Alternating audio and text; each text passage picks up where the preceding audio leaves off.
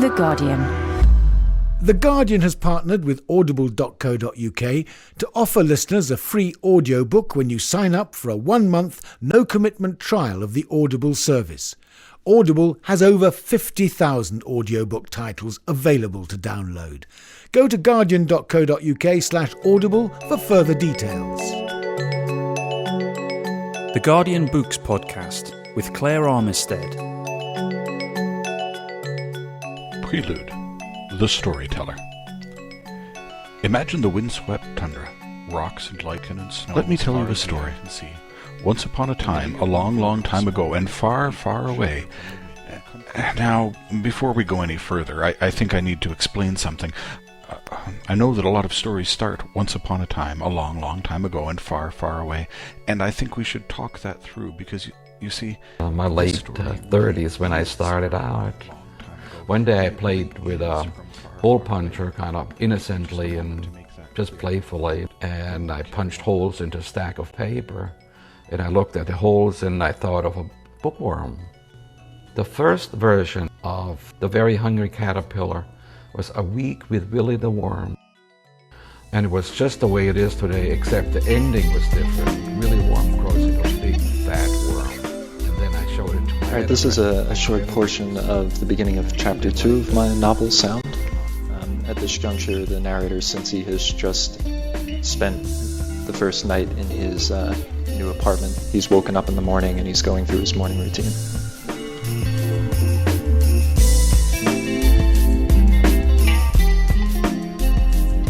I don't know quite when I started listening to music the way I did, incessantly and immersively, but I have a pretty good idea why.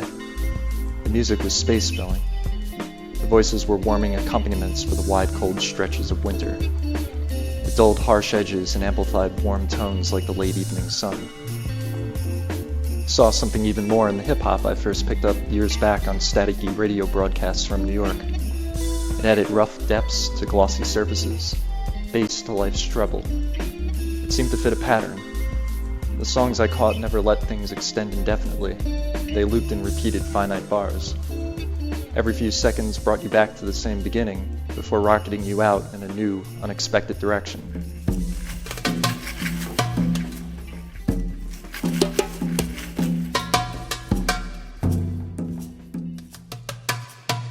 I didn't want to be topical.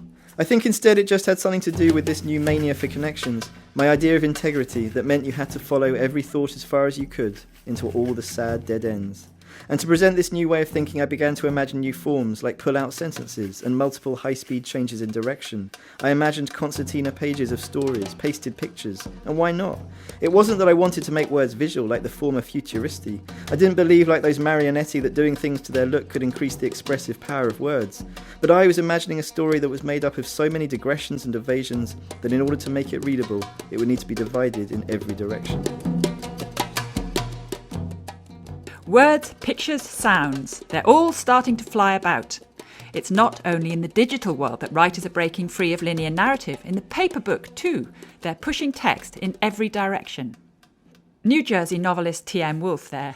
He layers thoughts, dialogue and description into a novel which looks more like a musical score, while Londoner Adam Thirlwell makes readers twirl, flip and unfold as he jumps out of his story with digression after digression. So when Richard Lee and I brought them together on a phone link across the Atlantic, we asked Adam first to describe his latest book, Kapow. So Kapow is a mini experiment. It's not really a novel. I would describe it more as a novella at best.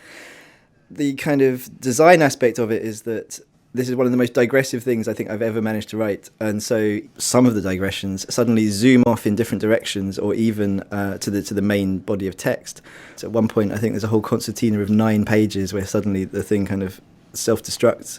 But the actual story itself is narrated as an unnamed narrator in London, I suppose sort of observing a revolution from afar, and it's definitely based on the Arab Spring, but deliberately not quite specific. So he kind of gets told stories about this faraway revolution by a slightly mad cab driver, mini cab driver. And then the story that he kind of finds out about is a love story, really, that's set during the revolution. So those are the various layers that I think are going on. Yes, your narrator talks about how he wants scumbles and crossings out, like Cy Twombly. He says a system where as many things as possible were visible at once. Yeah, that was the idea, was that in some way you would, rather than the normal story where kind of all kind of other possibilities are closed off, I wanted to have all of the kind of bits and pieces that normally you'd cut out. I wanted to try and include them. And so, Tom, if you want to go next, maybe you could tell Adam and the rest of us a little bit about your novel Sound. Sound is my debut novel, and it is written more or less like a musical score. So what that means is that the narrative is laid out with interspersed blocks of just straight up standard prose, and then the dialogue has tracks. So you can see what the different characters are saying to each other, but you can also see what the narrator is thinking while he's speaking to the people he's speaking to. And you can often see his thoughts down several layers, so you read the dialogue actually across the page rather than up and down. Sound. And then she turned to step onto the bus. I reached out across the space between us and pulled her close to me, close for a second kiss. She didn't resist. When I finally looked up, half the bus was looking on. I'll see you around. She squeezed my hand and stepped off, looking once over her shoulder. Call me.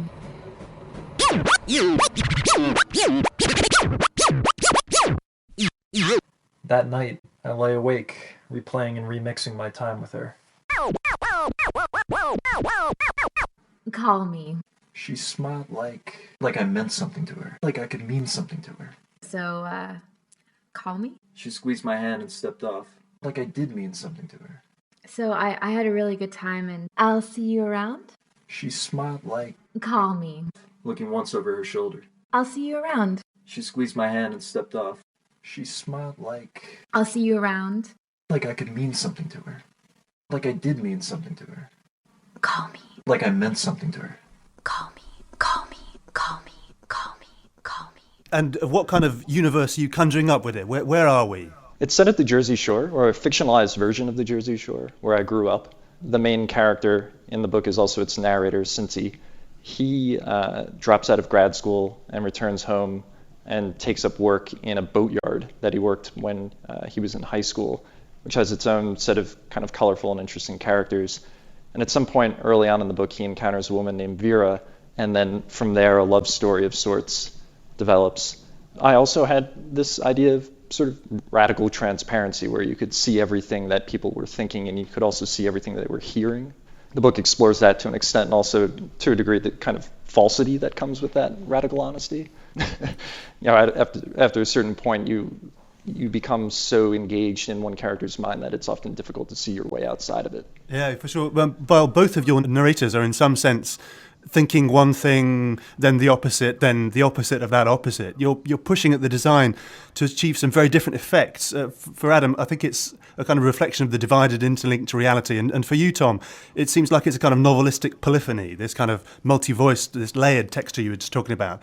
But I was wondering, isn't it almost cheating to call Sound a novel, Tom? Isn't a novel at bottom a story you can tell, a thing you can write down with a pencil and a piece of paper? The book plays with this sort of tension as to whether it is a novel or whether what it actually is a record, and then what you're reading is just a transcript of an oral experience. Ah, absolutely. You ducked out of reading a particular chunk I'd suggested for this podcast because you said it was built for you to perform via your sampler. But how are you envisaging that's going to go? Yeah, I had an opportunity to test this out while I was out in California for the book launch in April.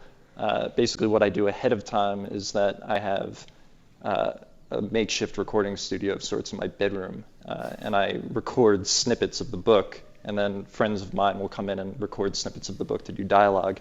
I throw it all on a laptop, and then I hook the laptop up to an APC-20 digital sampler.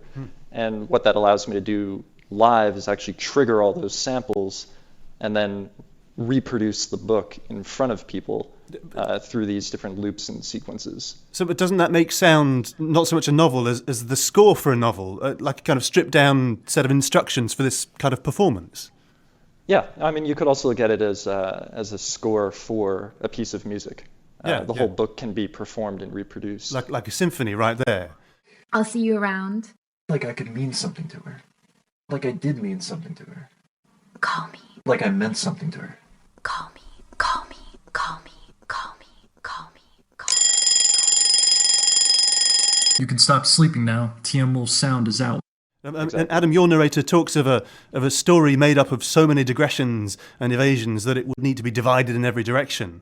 But isn't making things whole, isn't making things fit together an unavoidable part of being a novelist?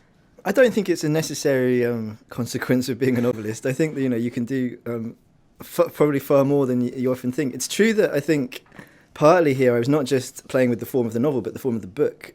I think one of the things that a book does is it enforces a kind of certain chronology. And so this was a kind of way of thinking, well, what if you could actually make the book look different? Would that be a way of including things that you are normally forced to cut out? Adam, it's almost like torpedoes of text have landed in the middle of pages at funny angles. And then you have these little glyphs. Yeah, so basically the text was designed by Studio Frith, a London design studio, and they came up with various ideas. My basic idea was I wanted this very digressive text, and then their job was to find ways of kind of representing that graphically. And so what they hit on is that the ordinary flow of the text is interrupted by these little glyphs. I think they're like mini trees, basically, which was a symbol they invented. They look like the beginning of a hangman's gibbet, don't they, that you It's play a in little that bit game, sinister. Hangman. You know, when you're a child and you play that game and No, you it's put true. the horizontal, the vertical and then the They're horizontal. the reader calling for help.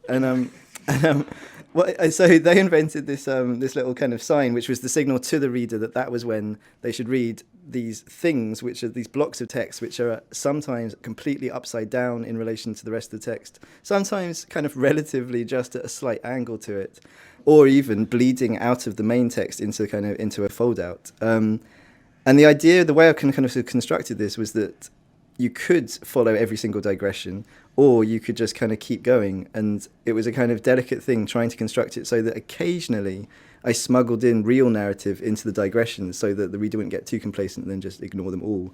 And then most of them, though, are kind of just extra thinking that I think normally if I were writing a novel, a story, I would have cut. Isn't it just footnotes, only inside the page rather than at the bottom of the page? I mean, people have used footnotes in that playful way, haven't they? Yeah, and certainly someone like Nicholson Baker, or like the mezzanine, where sometimes the footnotes take over the entire page, was definitely an influence on the narrative style on all my books, I think. But I think the difference here, when we were talking to the design studio, actually one of their first ideas was they showed me this wonderful book of photos by Robert Frank of Zero Mostel, the actor, and there's this beautiful little book called Zero Mostel Reads a Book, where he's photographed kind of, trying to read a book upside down, trying to read a book kind of on the sofa, kind of holding the book far away at arm's length. And their idea was that they wanted the digression to be not just sort of, intellectual, as it were, but physical. So they wanted to somehow move the reader. So a footnote is just a kind of quick glance of the eye. So the idea of this was that you would physically have to be kind of doing something in order to get to the new text. Because you do have to actually manipulate the book, turn it around. And in some cases making it genuinely out. difficult to kind of actually highlight. I think with the 9-page thing, it's really quite difficult to hold all at once. Like I was trying to read that on the train. Yeah, it's not a train book. Now, we've also got in the studio someone whose opinion I'm very interested to hear about this, who is Lucienne Roberts, who has done something which is even more radical in a lot of ways, which is it's an experimental riff in book form on Dickens's Great Expectations. It's basically 70 different versions of the first chapter done by 70 different designers. Why on earth have you done this? I'm co-founder of a publishing company called Graphic Design and we're looking at how graphic design connects with all sorts of different subjects. And the first subject that we wanted to choose was literature. And we decided in the end it would be more interesting to choose a text that in a way you sort of shouldn't do this to. So we went with the first page of Great Expectations, in part because, of course, it's his bicentenary this year, Dickens, but also because the text references lettering. So Pip is looking at gravestones and trying to work out from the lettering what his family might have been like. Of course, what it demonstrates, first of all, is fantastic variety, the different approaches, the ways that some designers have been more respectful and others less respectful of the text, going right from those who treated it more like a sort of conventional layout, if you like, but even those designers, the choice of font, the size of the margins, whether it was arranged left, all those things actually do have a bearing on how you read the text and what your expectation is, of course, when you first open the book. And others deconstructed the text completely. Some treated it more like an illustration. Others tried to evoke something of the atmosphere of the novel through the way they laid it out. But it demonstrates perfectly the difference that design makes.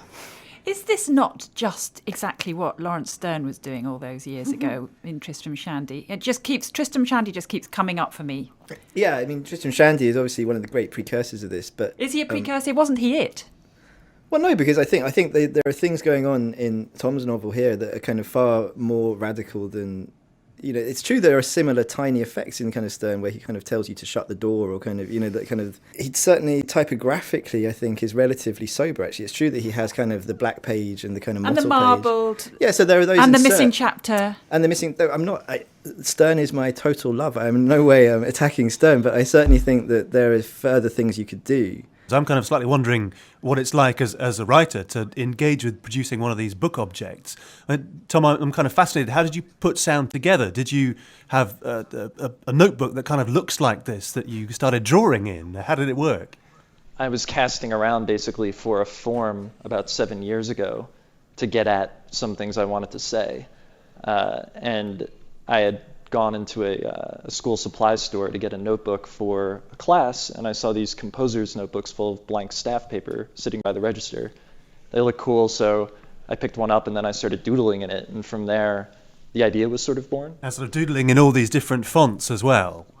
The fonts are a late stage intervention in the book. Is this a part of the negotiations between you and your designer? Yeah, basically. When I submitted this is probably also, as a sidebar, instructions for what not to do when you're submitting a manuscript to a publisher. I submitted the manuscript of Sound to my publisher in Microsoft Word written in landscape. And instead of the different fonts, there were notations that I wrote in the left-hand margin to identify who was speaking or thinking, and then whether they were speaking or thinking in any given part. And then all of the bands in the book that are now gray-lined were in black boxes to show that they were all part of a group. Wow. It was very ugly.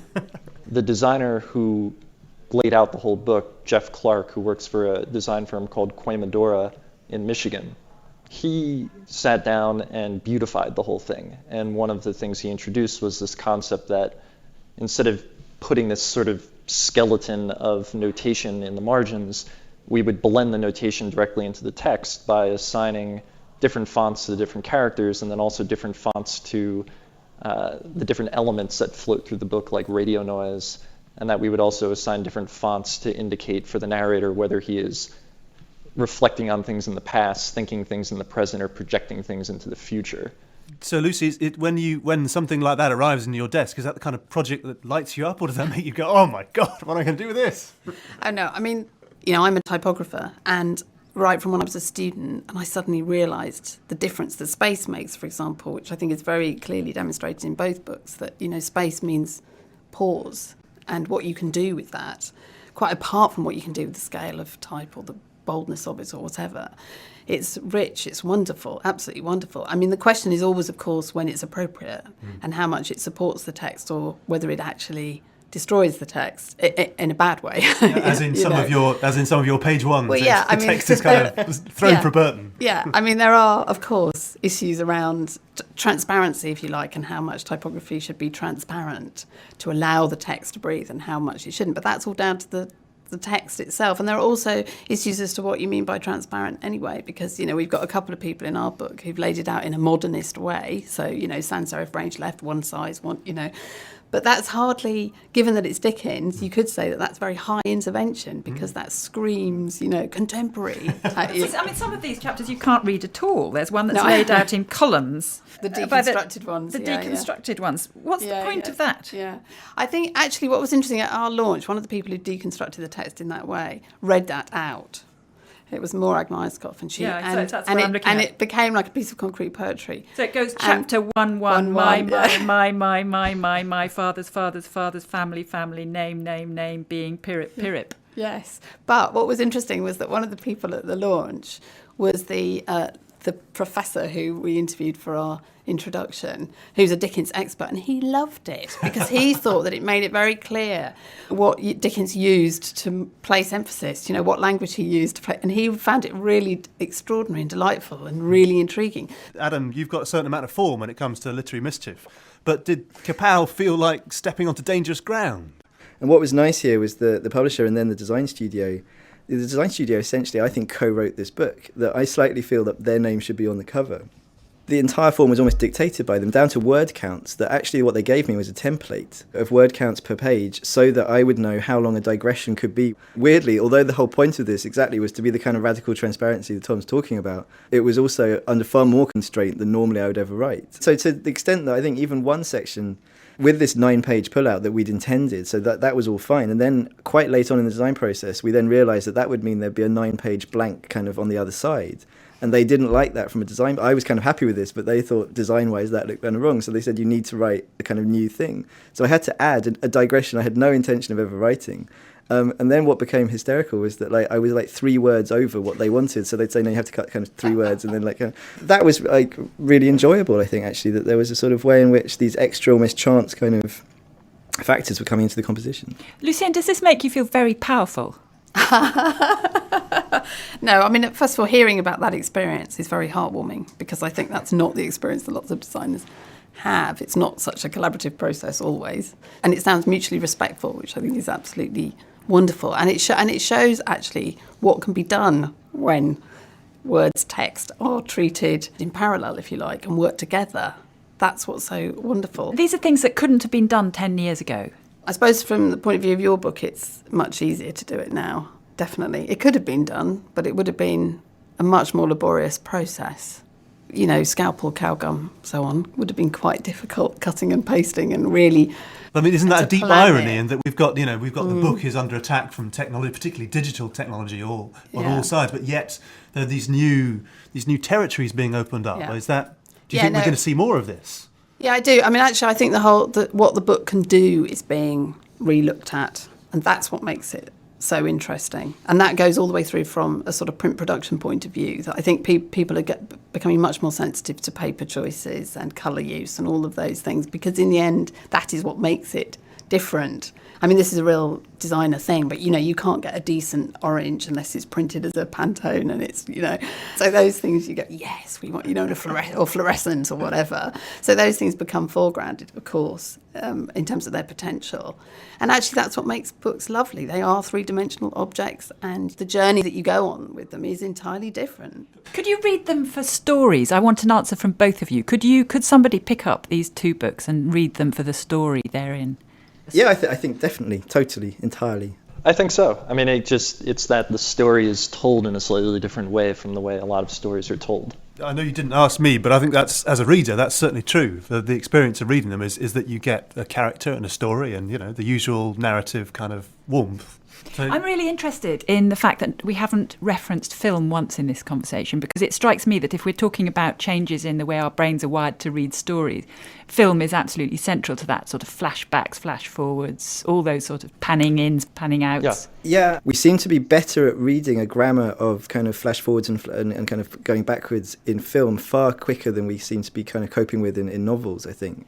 I remember actually working on sound a few years ago and having difficulty figuring out how to communicate dashed expectations.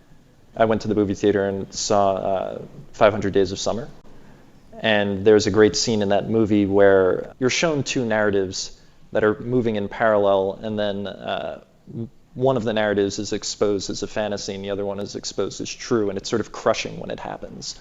And from that, I said, I can go back and I can do this in a book. I can show the text spooling out an idea of how things are going to go, and then I can actually ram up how things are actually happening right up against that and try to develop a sort of energy from that.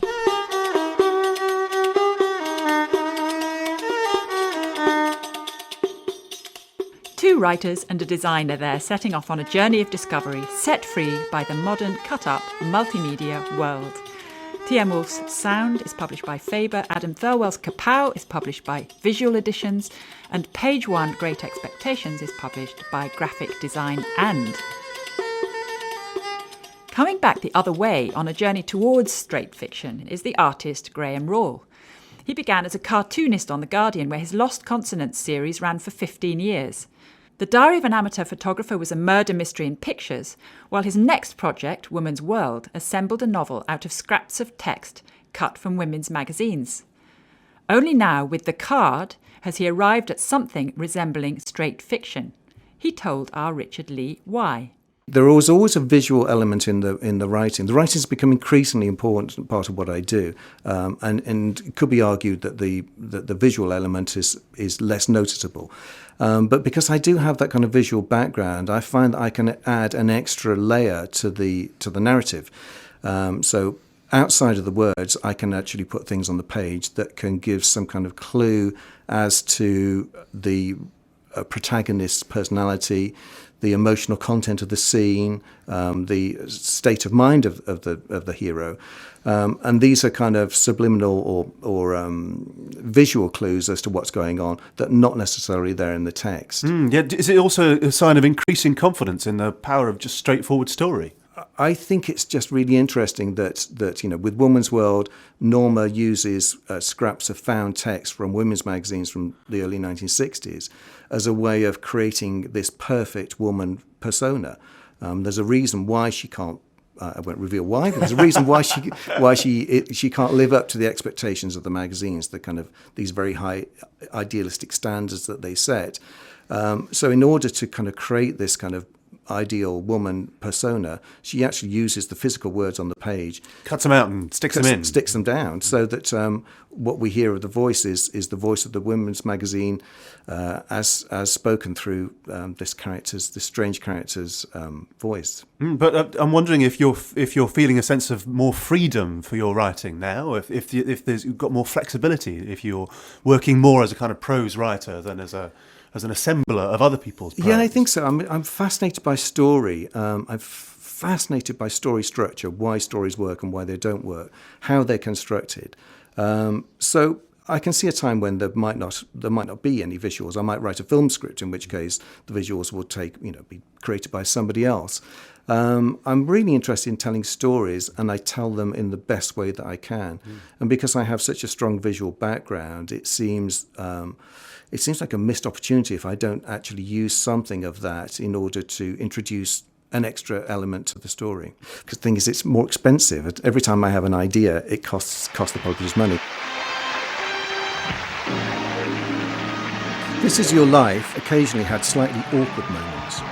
If there were skeletons in the family cupboard, if there had been a suicide in the family, or if the show's star had been married before or was secretly homosexual, in which case the wife chair beside the star would invariably be occupied by the subject's mother, but Eamon would smooth over any biographical blemishes so as not to offend anyone concerned. It did make me wonder, though, how they'd handle my family situation. Who would they choose for the special surprise guest at the end of the show? No prizes for guessing that one. Eamon would make the announcement. Yes, he's taken time out of a busy recording schedule and flown over 4,000 miles from his home in Florida just to be here with you tonight. Your cousin and close personal friend, international singing star Barry Manilow. The screens would go back, and Barry would be there with his white teeth and wrinkle-free smile. We'd embrace and speak into each other's ears about how great it was to meet again and pat one another on the back like men do. It would be a fitting finale. On the other hand, perhaps Eamon would opt for a non-celebrity, family-themed reunion in a bid to bring a more heart-rending climax to the show, in which case Barry would only be the penultimate guest. There would be one final surprise in store.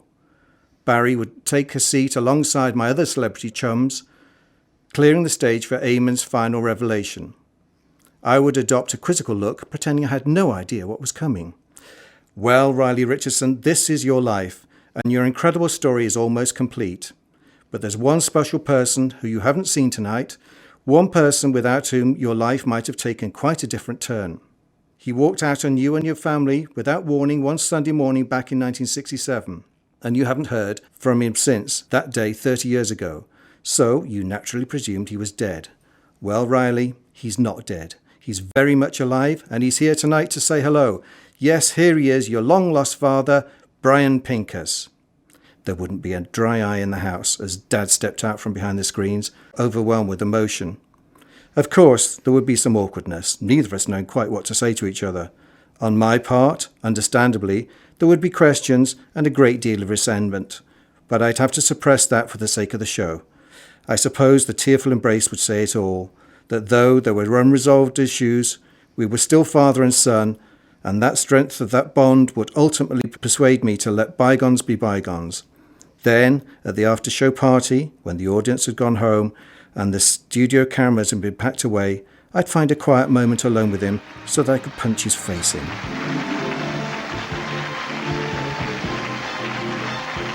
Graham Raw's narrator sets off on his search for his missing father after finding a series of cards in the street. Richard asked him where exactly he picked the idea up. Did you find it lying in the street? Well, sort of. Yeah, I did. Yeah, I read a story years ago about a man in Chicago who was walking down the street one day and found a playing card, picked it up. This is in the 1800s. Picked it up. A week later, found another card, picked that one up, and wondered whether every time he was out, he could find another card. Ultimately, he might get a whole deck of cards. And this he did. It took him 30 years. And I thought, this is extraordinary, because I'd never seen a playing card on the street. It just doesn't happen. But the very next day, outside my flat, on the pavement, there was a playing card. A sign? So I picked it up. It was a sign.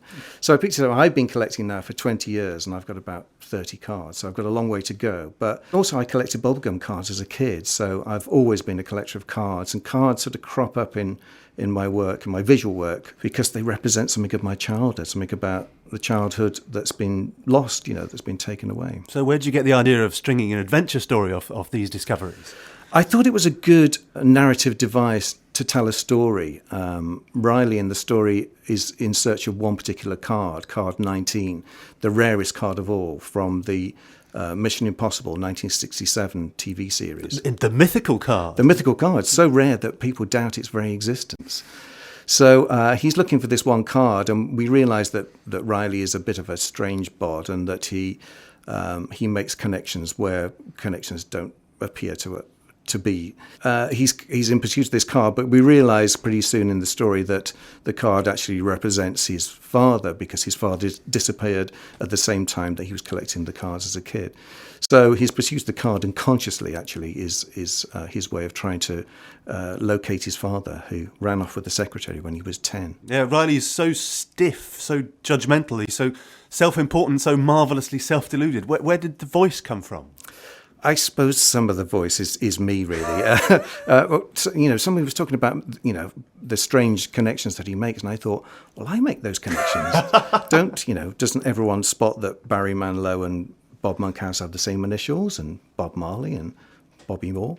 And apparently they don't think that.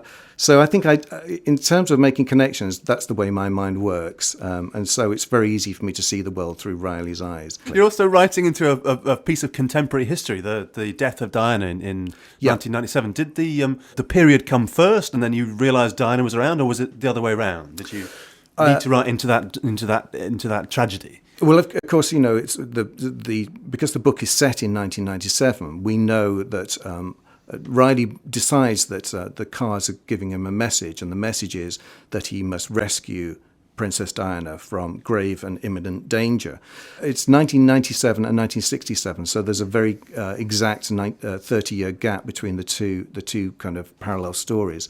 So the card that he lost when he was 10 is 1967, and 30 years later he's still looking for it. It is the late 90s with Tony Blair in Downing Street and Oasis playing on the stereo, but there's a powerful sense of nostalgia for the kind of vanished 60s. Do you yearn for the Britain of cigarette cards and sandwich spread yourself? Yeah, very much so. I mean, all of my work is deeply rooted in, not so much because it's the 60s, because it's my childhood. I mean, I was 10 in 1965, so picking up the cards and changing them in playground. Yeah, and there's something about that pursuit of the personal history, the kind of childhood things. The cards, there were a set of cards that were taken away from me as a kid, the James Bond cards. It still hurts. It still hurts. They had pictures of scantily clad women in them, and my mother thought they were just disgusting and shouldn't be allowed. So they were put on the bonfire, and I was not allowed to have those cards. So in a funny way, they've become a handy metaphor for that part of my childhood that's been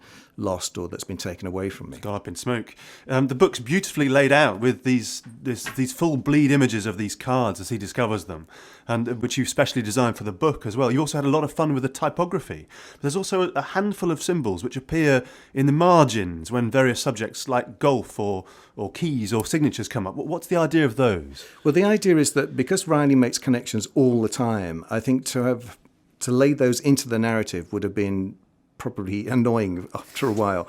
So they are they're Riley's kind of shorthand code, really, that when he spots that Barry Manilow has the same initials as Bob Monkhouse, he'll make a note of that in the margin, and we don't have to read about that in his description. After a while, the reader starts to spot them coming up in the text, so it's almost like discovering a card in the street, discovering a thing, and that's coming next. Yeah, I think the idea with the book is that I'm trying to make people see the world through Riley's eyes. So I'm trying to get people to see the connections that he makes. So what appears to be kind of random data, a card lying on the ground, you just think, well, that's just a card. It's just there by chance. But when you find two cards and they're both the Queen of Hearts, surely that's got to mean something. Yeah. And if you start thinking like that, then you start thinking like Riley thinks. Yes, indeed, or indeed like Graham Rawl. It's one of the things that interests me as well is that at a time when everyone thinks the book is under threat from various digital kind of Amazon or from ebooks or all this thing, is this kind of book with these beautiful production values, with these extra elements, is this a future for the book that will give it something that you can never reproduce digitally? I think there's something to be said for holding a book like that in your hand. It is an artifact, and lots of things that you couldn't do digitally appear in the book, and I make use of that. But having said that, converting the text into a kind of digital form, I start to look for what I can do with that, because that's, rather than make a sort of compromise or a kind of lesser version, we think, okay, what can the digital version do, and what can I do to manipulate it in order to tell my story in a more effective way? So it's taking whatever's in front of you and making the most of it. Yeah, seeing what the possibilities are. And I think, at the moment what people are doing is making digital books sort of look like real books, so we flick the page in the same way. But of course, digital books can do much more in some ways, or different things. And I think rather than see it as a compromise, I think is to explore its capabilities. Yeah, what we need now is some artists.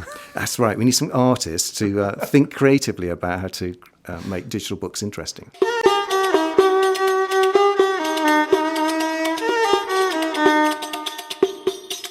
The Guardian has partnered with audible.co.uk to offer listeners a free audiobook when you sign up for a 1-month, no-commitment trial of the Audible service. Audible has over 50,000 audiobook titles available to download. Go to guardian.co.uk/audible for further details. For more great downloads, go to guardian.co.uk/audio.